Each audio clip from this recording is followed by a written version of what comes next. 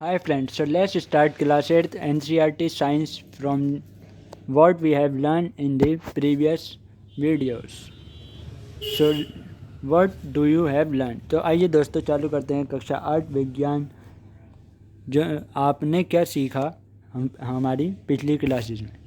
There are two modes by which animals reproduce. These are sexual reproduction and asexual reproduction.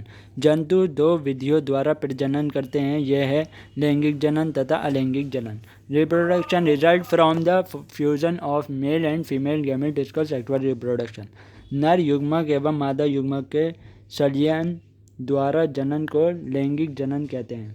The reproductive organ in the female includes ovaries, oviduct and uterus.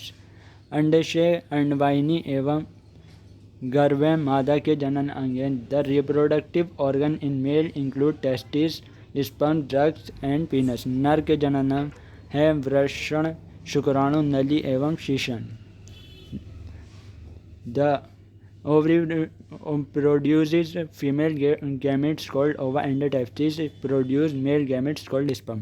अंडाशय मादा युग्मक उत्पन्न करते हैं जिसे अंडाणु अथवा अंड कोशिका कहते हैं। वृषण नर युग्मक उत्पन्न करते हैं जिसे शुक्राणु कहते हैं। The fusion of ovum and sperm is called fertilization. Fertilized egg is called a zygote. अंडाणु एवं शुक्राणु का संलयन निषेचन कहलाता है। निषेचित अंड युग्मनज कहलाता है। Fertilisation take place inside the female body is called internal fertilization. This is observed in human beings and other animals such as hens, cows and dogs. मादा के शरीर के अंदर होने वाले निषेचन को आंतरिक निषेचन कहते हैं। यह मनुष्य एवं अन्य जंतुओं जैसे कि मुर्गी, गाय एवं कुत्ते इत्यादि में होते हैं।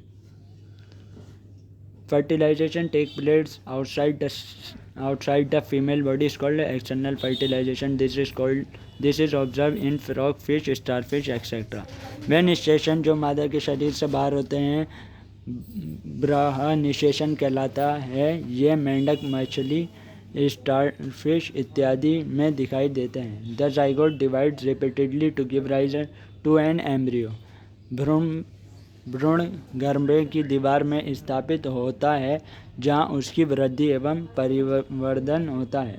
The embryo gets embedded in the walls of the uterus for further development. भ्रूण की वह अवस्था जिसमें उसके शारीरिक भाग विकसित होकर पहचान योग्य हो जाते हैं तो उसे गर्भ कहते हैं। The stage of the embryo in which all the body parts are identifiable is called fetus.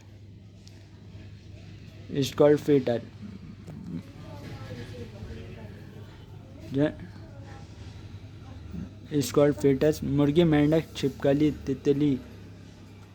तितली और जंतु जो अंडे देते हैं अंडप्रजक जंतु कहलाते हैं। मनुष्य, गाय एवं कुत्ते जैसे जंतु जो शिशु को जन्म देते हैं उन्हें जरायुज कहते हैं।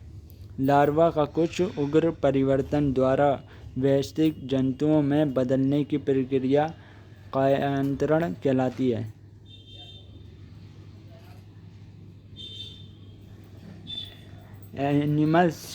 Animals such as human beings, cows and dogs which give birth to young ones are called viviparous animals. जैसे कि एनिमल्स हो गए हमारे human beings, cow and dog यानी मनुष्य, गाय और एवं कुत्ता जैसे जंतु जो शिशु को जन्म देते हैं उन्हें जरायुज कहते हैं।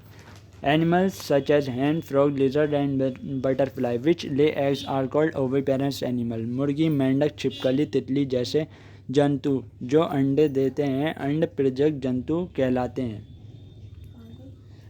The transformation of the larva into adult through drastic changes is called metamorphosis. Larva का कुछ उग्र परिवर्तनों द्वारा वयस्क जंतु में बदलने की प्रक्रिया कायांतरण कहलाती है। The type of reproduction in which only a single parent is involved. This type The transformation of larva into adult through drastic changes is called metamorphosis.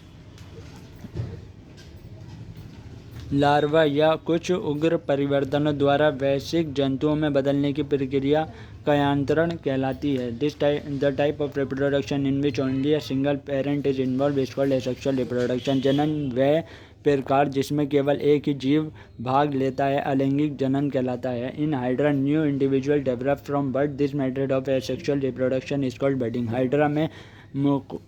Hydra में मुकुल द्वारा एवं जीव का विकास होता है. इस प्रकार के अलैंगिक जनन को मुकुलन कहते हैं.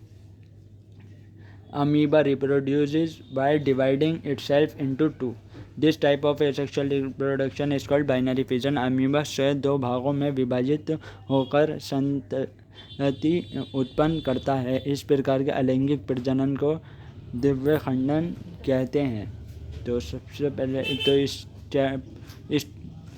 इस चैप्टर में हमने ये शब्द पढ़े. प्रमुख शब्द कीवर्ड्स: एसेक्सुअल रिप्रोडक्शन अलैंगिक जनन, बाइनरी फिजन द्वितीय खंडन, बडिंग मुकुलन, एग्स अंडे, एम्ब्रियो भ्रूण, एक्सटर्नल फर्टिलाइजेशन बाह्य निषेचन, फर्टिलाइजेशन निषेचन, फीटस गर्भ, इंटरनल फर्टिलाइजेशन आंतरिक निषेचन, मेटामॉर्फोसिस कायांतरण, ओविपेरस एनिमल्स एंड प्रजनक जंतु, सेक्सुअल रिप्रोडक्शन लैंगिक जनन, स्पर्म शुक्राणु, विविपेरस एनिमल जरायुज जंतु, जाइगोट युग्मनज.